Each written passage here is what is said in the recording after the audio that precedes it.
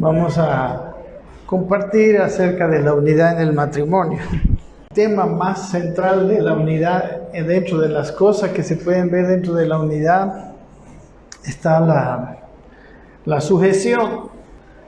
Y vamos a ver que la cuestión de la sujeción dentro de la familia es también muy importante. Ahorita lo vamos a ver, y también es muy extendida, porque no solamente se trata de la sujeción de la esposa al esposo, que es lo que siempre se habla, ¿verdad? Cuando hablamos de sujeción ya veo a las hermanas,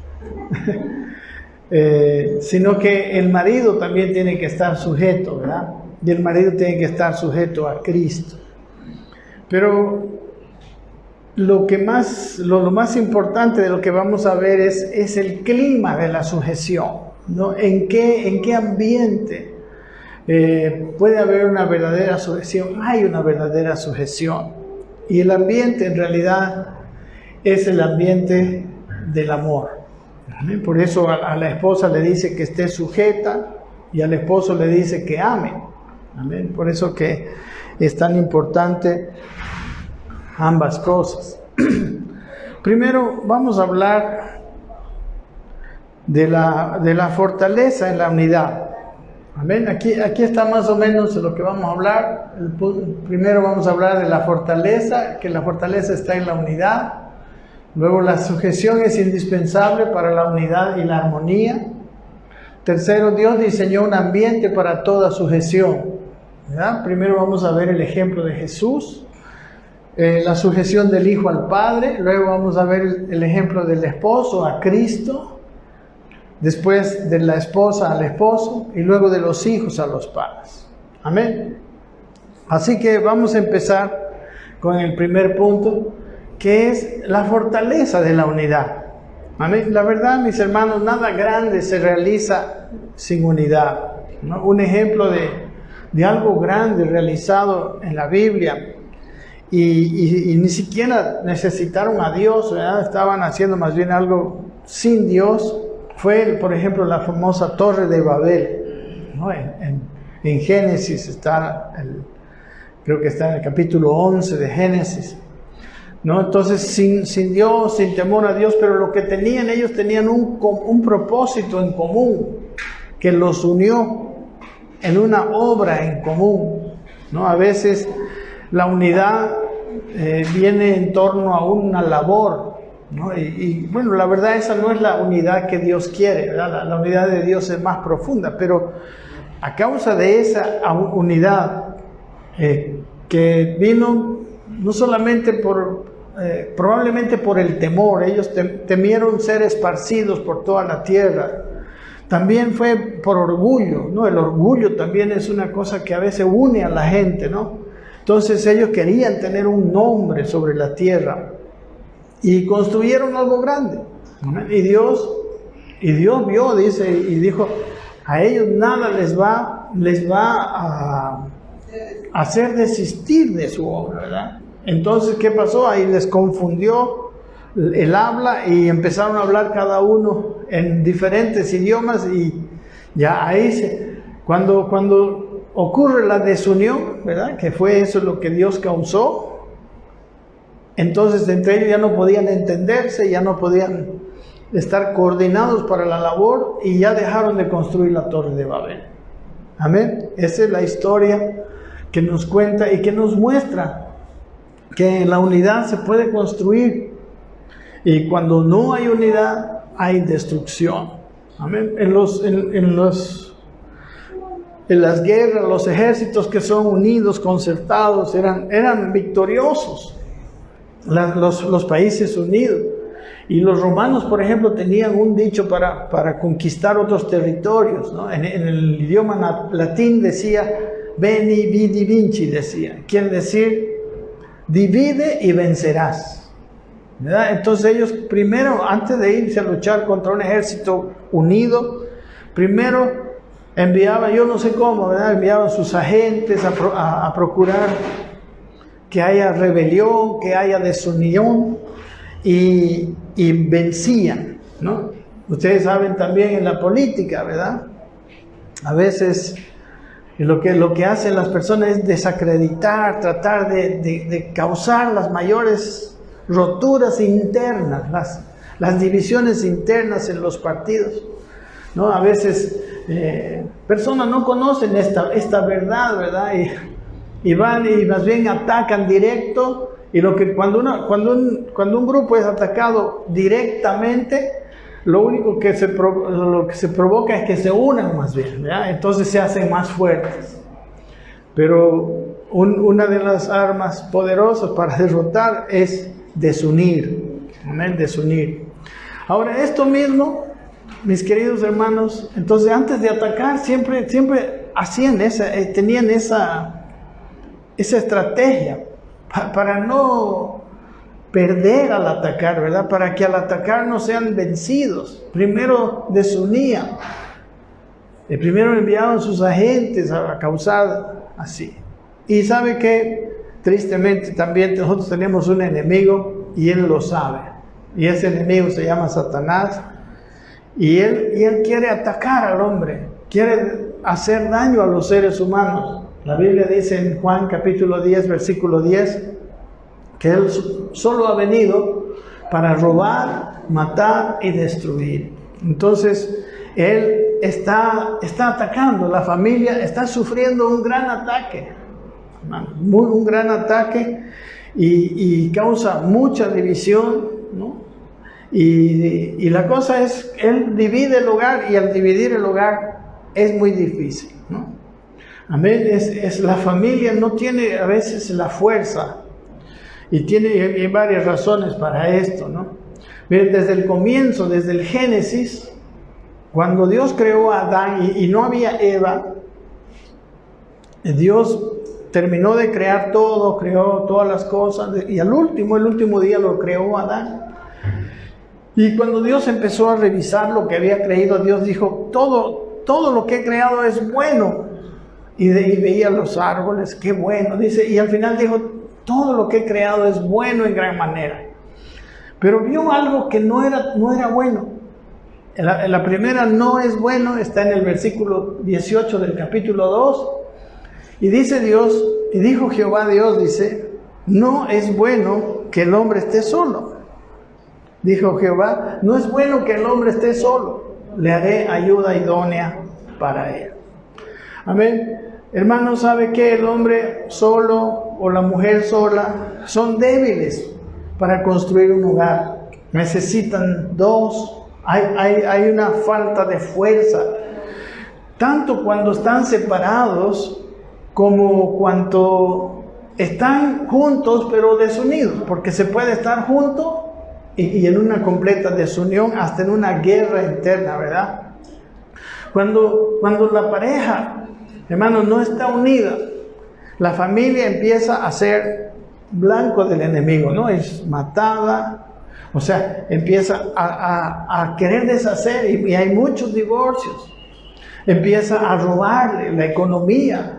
La economía es atacada cuando hay desunión. Y también, dice, él vino a matar, robar y destruir. Y es destruida la unidad, es destruido el hogar, el ambiente en el hogar es feo. Y como les digo, ya sea que haya una desunión o que cualquiera de los cónyuges esté criando solo a sus hijos, se ve ante una tarea muy difícil, ¿verdad? Y por eso muchos fracasos, muchos hijos que crecen sin haber sido fortalecidos, ¿verdad? Sin haber sido fortalecidos en su interior, con unas emociones muy débiles. Por eso ellos tan fácilmente se van tras de los otros muchachos y hacen lo malo. Quieren tener algo que solo los padres dan, ¿no? La Biblia dice que 3 necesidades grandes del hombre son la triple A, ¿verdad? Amor, aprobación, ¿verdad? Y aceptación. Amor, aceptación y aprobación. Y esas tres necesidades se las tienen que dar sus padres. Y cuando no están unidos o no están los dos, es muy difícil. Entonces ellos van a buscar amor afuera. Por eso muchas muchachas se embarazan. Van a buscar aceptación porque no lo tienen en su casa, no hay una, o sea, cuando están los padres y los padres están unidos y amándose, hay una aceptación que sana y que le hace sentir al niño, al joven, al adolescente, ¿no? Porque ahí es donde vienen la mayoría de los problemas, ahí lo hace sentir seguro. Pero si no hay unidad, o si solamente uno de los dos está en el hogar, es difícil esto. Entonces, hermanos, en el matrimonio hay otra razón también. Hay veces que la gente se junta nada más. Y cuando se juntan nada más, ellos también no tienen una bendición. Porque recuerden cuando nosotros casamos, o sea, hacemos la ceremonia del matrimonio, la Biblia dice que viene la bendición de Dios, cuentan con la bendición de Dios los que se unen en matrimonio y tienen una familia con la bendición de Dios. Hoy en día la gente piensa que no necesita la bendición de Dios, pero eso es mentira. Se destruye muy fácilmente el hogar. O sea, Dios es un ser poderosísimo, pero Satanás también tiene poder y está atacando los hogares. Entonces, como les digo, es difícil, hermanos, una unidad sin Dios. Y Dios, cuando Dios viene a nuestras vidas, nos ayuda. Vamos a mirar eso más adelante. Entonces, la unidad es muy importante. Es grande, es poderosa, fortalece, permite criar hijos con fuerza interior, hijos que van a triunfar, se dice en la vida, porque ellos, saben, beben del amor de los padres. El amor de los padres es un alimento muy poderoso para un hijo, para un niño. Y sabe que, bueno, gracias a Dios, ¿verdad? Que cuando las personas quizás no han recibido, muchos no hemos recibido la plenitud de ese amor, tenemos la posibilidad de recibirlo de Dios, ¿verdad? Cuando nosotros recibimos a Cristo, vivimos en una relación, Él nos ama. Amén. Él nos acepta. Todas esas cosas que no nos dieron nuestros padres, nosotros lo podemos, quizás a veces un poco tarde, pero podemos estar y llenarnos, y ahí es donde nosotros tenemos éxito en la vida, tenemos victoria. Pero mucho más ventaja tienen aquellos que sus padres le dieron eso, ¿verdad? Sus padres le dieron. A veces las personas que vienen a Cristo después de haber, digamos, cometido muchos errores, recién, ¿no?, son fortalecidos emocionalmente, espiritualmente. Ahora, ¿por qué es tan difícil la unidad en el matrimonio? Es que, hermanos, somos dos personas distintas. Tenemos historias distintas, tenemos conceptos diferentes, cultura diferente.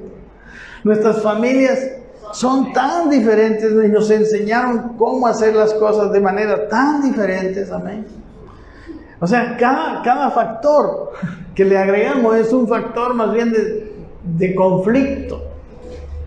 Mientras más diferencias tienen los novios, más puntos de conflicto tienen para vencer, que se puede vencer. Y obviamente, y ahí está lo lindo del matrimonio, cuando estamos con Dios, podemos vencer esas diferencias. Y al vencer esas diferencias, nuestro carácter va siendo formado. Amén. No es malo, pero sí va a haber más lucha. Cuando dos personas tienen casi todo igual, tienen dos familias que viven igual, tienen la misma cultura, la misma nacionalidad, hay mucha más facilidad, ¿no? Hay menos diferencias, menos puntos de conflicto. Pero, mis hermanos, es difícil. Son dos mundos que se quieren unir. Sin Dios, yo pienso que es tan complicada la unión matrimonial. Sin Dios es muy difícil. Porque cuando Dios viene, nosotros tenemos un solo espíritu, una sola fe, ¿no? Amén. Una sola cabeza, que es la cabeza de la iglesia, que es Cristo. Tenemos varias cosas que nos unen. y esas cosas que nos unen nos permiten tener, o sea, potencialmente tenemos la capacidad de estar unidos. Ahora obviamente algunos no lo aprovechan, ¿verdad? Algunos no se ocupan, porque hay muchas cosas que son potenciales en Cristo. Una de ellas es el matrimonio. En el matrimonio los bendecimos a la pareja y decimos los dos serán una sola carne. Amén. Los dos son una sola carne, decimos. Pero de eso que es una cosa como Dios nos ve y como Dios quiere hacer, llevar eso a la realidad, eso también implica un trabajo, implica renuncia, implica fe en realidad. Es la fe la que nos va a llevar a la realidad de esto. Así también la Biblia, por ejemplo, nos llama santos. Pero nosotros no somos santos, ¿no? Pero tenemos la capacidad de ser santos con el Espíritu Santo, con la palabra de Dios, con todas las cosas de las armas que Dios trajo. Podemos vivir una vida con santidad. Entonces, hermano, es casi imposible reconciliar. Lo que quiero que entendamos ahora en este punto es que es imposible reconciliar todas las diferencias. Así que Dios, cuando hizo la pareja y en todos los ámbitos de la vida, nos dio un algo, ¿no? En el siguiente punto dice: la sujeción es indispensable para la unidad y la armonía. Tiene que haber sujeción en todos los ámbitos. En un país, ¿no? En la familia. Amén. Y en la familia también, amén. En un trabajo, en cualquier grupo social que se une para hacer algo, tiene que haber una sujeción, una autoridad. Amén. En el hogar, miren, en 1 Corintios 11:3 dice: pero quiero que sepáis, dice, que Cristo es la cabeza de todo varón. Y el varón es la cabeza de la mujer. Y Dios es la cabeza de Cristo. Amén. Una sujeción de cabezas, ¿no? Primero Dios, que es la cabeza de Cristo. Cristo, que es la cabeza del varón. Y el varón, que es la cabeza de la mujer. Y los padres, que son la cabeza de los hijos, por lo menos hasta su adolescencia, ¿verdad? Hasta cuando ya son mayores de edad. Amén. Entonces, aquí solo falta la de los hijos, ¿no? Por ejemplo, en Colosenses 3:20 dice: hijos, obedeced. La palabra obedecer es la misma palabra de sujeción, de sujetaos a vuestros padres en todo, dice, porque esto agrada al Señor. Entonces, ese es el orden. Y cuando este orden es respetado, hay unidad. Amén. Hay unidad. Y cuando hay unidad, hay poder y se puede tener un hogar victorioso, como les digo, en todas las áreas. Podemos resistir en todas las áreas los ataques del enemigo. Podemos tener, él ha venido a robar, podemos tener nosotros nuestras finanzas bien, él ha venido a hurtar, a matar, podemos conservarnos en el hogar y él ha venido a destruir. Entonces él no va a destruir los hijos, no va a destruir nada de lo que la pareja hace. La palabra sujetarse o someterse, incluso a veces se traduce obedecer. En el griego es la palabra hupotazo, ¿no? Dice en el diccionario Bain, dice hupotazo, que es una palabra griega, dice principalmente un término militar. Y dice, quiere decir literalmente ordenar abajo. La palabra hupo quiere decir debajo y tazo, ordenar, ¿no? Es una persona que ordena a alguien que está subordinado, en realidad, ¿no? Más o menos ese es el concepto. Y yo me he tomado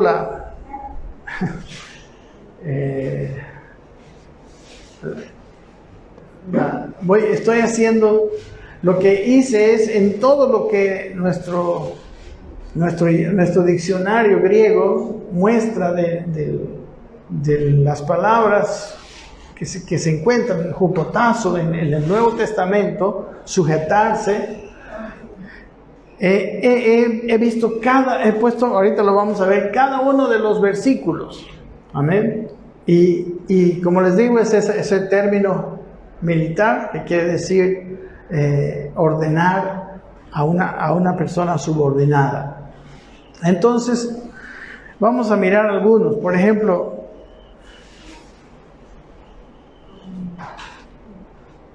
vamos a ver la palabra en Romanos 8:20. Dice que la creación fue sujetada a vanidad, dice, no por su propia voluntad, sino por el causa del que la sujetó. Primero, por eso pongo aquí, todo estaba sujeto a Dios. O sea, Dios tiene sujeto todas las cosas.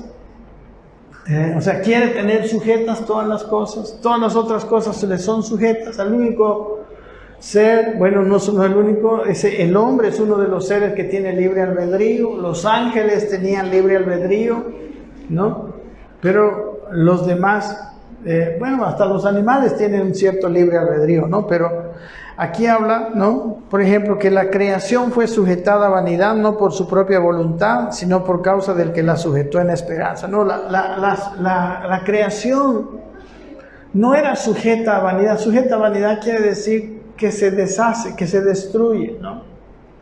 Pero eso fue por causa de Adán. 1 Corintios 15:27 dice, porque todas las cosas las sujetó debajo de sus pies. Habla cuando termine la obra del Señor, ¿no? No sé, hay dos, podemos decir como que dos corrientes, ¿no? Cuando termine todo, uno dice todo va a acabar, todo se va a destruir. Pero también dice en 1 Corintios 15, dice que todas las cosas las sujetó debajo de sus pies, dice, y cuando dice que todas las cosas han sido sujetadas a Él, claramente se exceptúa aquel que sujetó a Él todas las cosas. Está hablando de Cristo, que Dios le sujetó a Cristo todas las cosas, o sea, le dio autoridad sobre todas las cosas. Y dice el versículo 28, pero luego que todas las cosas le estén sujetas a Cristo, entonces también el Hijo mismo se sujetará al que le sujetó a Él todas las cosas. Cuando el reino de Dios se establezca sobre la tierra, ¿no? Todo va a estar sujeto a Cristo. Y luego Cristo se va a sujetar también, o sea, está sujeto, ¿verdad? Otro versículo de sujeción, Filipenses 3:21 dice, el cual transformará al cuerpo de la humillación nuestra para que sea semejante al cuerpo de la gloria suya, para poder, dice, con él, por el poder con el cual puede también sujetar a sí mismo todas las cosas, ¿no? Con el poder que Él tiene para sujetar a sí mismo todas las cosas, dice, transformará nuestros cuerpos. Nuestros cuerpos van a ser transformados.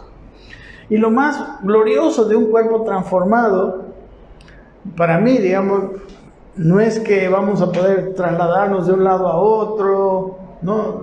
Que vamos a ser eternos. Una de las cosas más poderosas de un cuerpo transformado es que no vamos a tener la contradicción de la carne.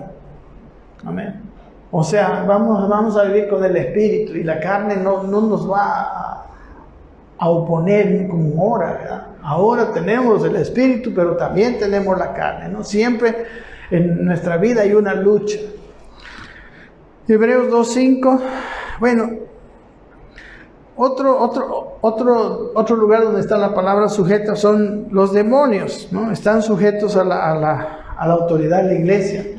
Cuando Jesucristo mandó a los 70 discípulos, dice el versículo Lucas 10:17, que volvieron los 70 con gozo diciendo, Señor, dijeron, aún los demonios se nos sujetan en tu nombre.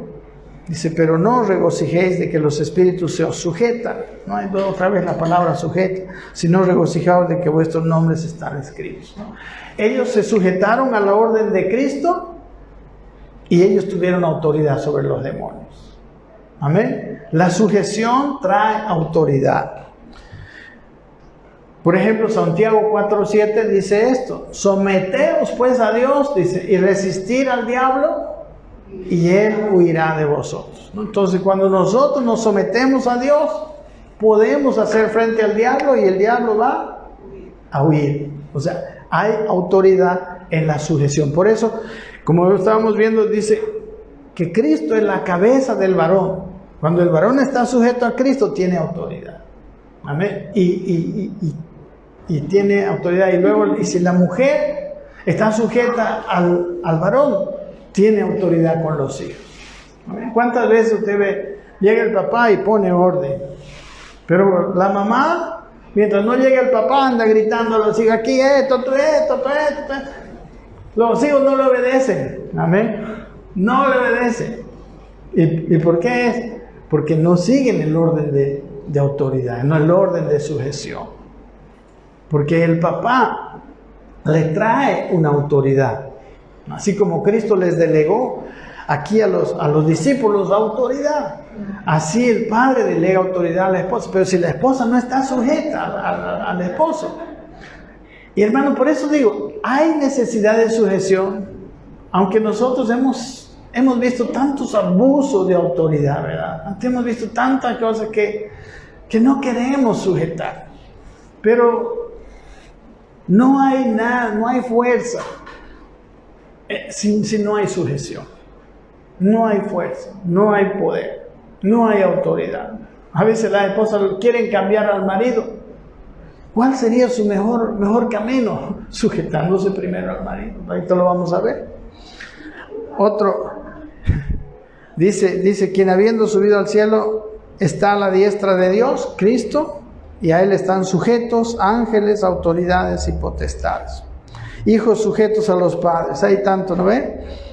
Dice que Jesús descendió con sus padres en Lucas 2:51 y volvió a Nazaret y estaba sujeto a ellos. Y su madre guardaba todas estas cosas en el corazón. Jesús tenía autoridad porque desde chico se sujetó a sus padres.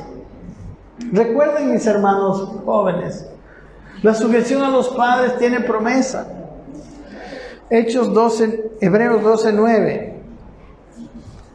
Dice, por otra parte, dice, tuvimos a nuestros padres terrenales que nos disciplinaban, dice, y los venerábamos. ¿Por qué no obedeceremos mucho más al Padre de los Espíritus y viviremos y tendremos vida? Amén. Aquí habla de una sujeción a los padres, las esposas a sus esposos. Quiero ver solamente esos versículos de sujeción. Casadas, dice, están sujetas a vuestros maridos como conviene en el Señor. Amén.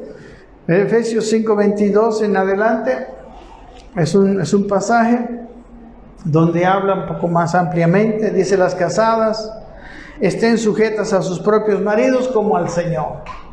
¿Cómo deben estar sujetas a sus maridos? Como debieran estar sujetas al Señor. Y recuerden que el marido también debe estar sujeto al Señor. Y qué lindo es, si el marido está sujeto al Señor, ¿será fácil para la esposa estar sujeta al marido? Claro que sí. Y en la medida en que esto no es verdad, también todo se va a dificultar. Ahora, aunque todo sea difícil, ¿qué es mejor? ¿No estar sujeto? No, porque hay debilidad y hay destrucción y hay robo, ¿no? En Tito 2:5 dice, habla de las mujeres, las ancianas, las mujeres mayores en la iglesia, dice que deben enseñar a las más jóvenes, dice, a ser prudentes, dice aquí, castas, cuidadosas de su casa, buenas, sujetas a sus maridos. Dice, para que la palabra de Dios no sea blasfemada. La sujeción de la esposa es también un testimonio de Cristo. Es un testimonio de Cristo. La esposa que no está sujeta y la gente lo ve, no está dando testimonio de Cristo. Primero de Pedro 3:1, mire, todos, la sujeción está en todo el Nuevo Testamento. Asimismo, dice, vosotras mujeres están sujetas, dice Primera de Pedro 3:1, a vuestros maridos. Y aquí hay algo bien fuerte, dice, para que también los que no creen a la palabra sean ganados sin palabra por la conducta de sus esposos, ¿no? Aquí habla de maridos que no son creyentes, ¿verdad? Amén. No son sujetos a Cristo. Pero de todas maneras, Pedro dice, ustedes estén sujetas a sus maridos. ¿Sabe que muchas veces, al querer poner justicia, las esposas están haciendo, digamos, están provocando todo lo contrario de lo que quieren? Están provocando todo lo contrario. Por ejemplo, hay maridos que son violentos y les pegan a sus esposas. Pero mucho de la culpa, yo creo, está en que las esposas están en oposición a ellos. O sea, yo no estoy justificando ningún abuso, para nada. Pero sí sé que una mujer inteligente se somete voluntariamente, y más todavía si en la palabra de Dios lo dice. Entonces el marido, por más malo que sea, es difícil, no va a ir a pegarle si no hay una pelea, ¿verdad? Para que haya pelea tiene que haber dos. Y si uno de ellos está sujeto, no va a haber. Amén. O a veces son tantos días de insujeción. Parece que muchas mujeres tienen como su ministerio el corregir a sus esposos. Hermanas, ¿sabe qué yo quiero decirle? Quizás es bueno muchas veces ayudar a su esposo, mostrarles su punto de vista. Quizá ustedes ven algunas cosas que ellos no ven. Amén. Pero el principal propósito para una esposa, mire, desde la creación, es ser ayuda idónea. Es unirse al esposo, unirse en un proyecto del esposo. Por eso cuando se va a casar, usted de joven se quiere ir a casar, vea realmente si se va a poder unir a ese esposo en lo que el esposo quiere. No diga, bueno, yo me voy a casar y cuando me case yo lo voy a llevar por donde yo quiero. Eso es un caminar al fracaso. Esa es una dirección de fracaso. Por eso la Biblia dice que no se unan dos en yugo desigual. Porque, recuerden, la unidad, uno de los poderes más grandes que trae el matrimonio es unidad. Y unidad es fuerza. Es fuerza. Por eso, y ahora como hemos visto, con tanta diferencia, ¿qué es lo que queda? Sujeción. Amén. Es lo que queda. Dice en el siguiente, el versículo 5, ahí mismo, en este mismo pasaje de la primera carta del apóstol Pedro, dice, porque así también se ataviaban, dice en otro tiempo, aquellas santas mujeres que esperaban en Dios, estando sujetas a sus maridos. Y luego da un ejemplo, dice, como Sara obedecía a Abraham, llamándole Señor, de la cual vosotros habéis venido a ser hijas, si hacéis bien sin temer ninguna amenaza. Y miren ustedes, hermanas, si ustedes conocen la historia de Abraham, cuando él huyó a Egipto,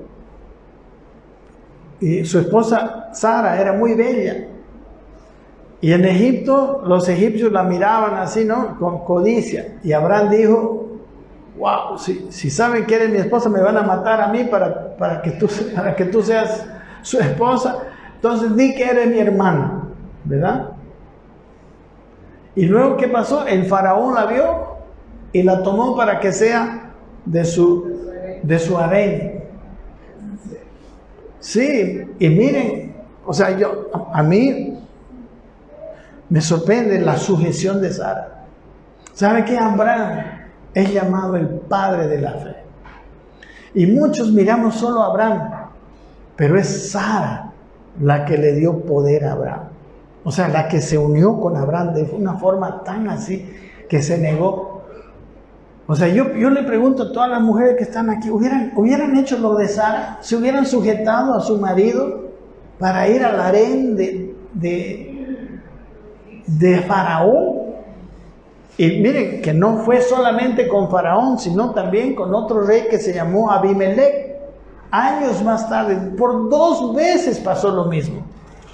Pero ¿saben qué? Cuando hay unidad, cuando hay sujeción, vino el poder de Dios. Y Dios fue...